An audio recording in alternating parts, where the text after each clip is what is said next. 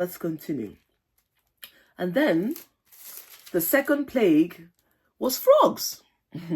So God told Aaron to put his rod again inside the water, and then frogs are going to come out of them. So millions of frogs are going to come out of the water and, just destroy Egypt. Not like destroy, but like, he wanted Egypt to be infested with frogs.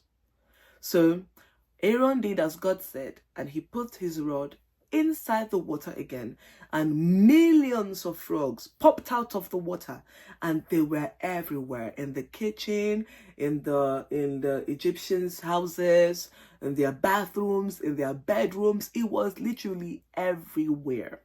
And Moses came to Pharaoh again and said, God said you should let my people go so that they will go and serve me. But Pharaoh was so stubborn. He said, never. So the third plague was lice. Lice.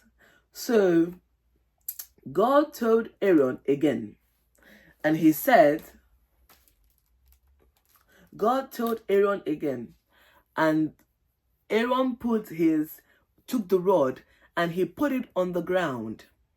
And so lice, the dust of the ground, turned to lice.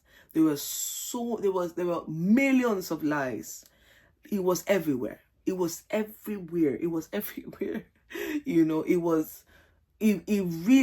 really disturbed the Egyptians. But the Israelites were safe. It was only affecting the Egyptians, and Pharaoh was like, ugh. Pharaoh called his magicians, okay? Pharaoh called his magicians to try and do the trick to get the lice, to do the same thing. But his magicians couldn't.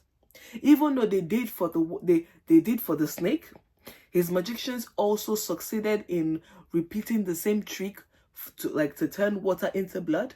They also did the same trick to do the trick of bringing out frogs from the water. His magicians were able to do that. But when it came to this lice and every other plagues, and every other, diseases and disasters that happened in Egypt, they could not any longer. They could no longer do the tricks any longer. So when he told them to repeat this, to show Moses that his magicians too were powerful,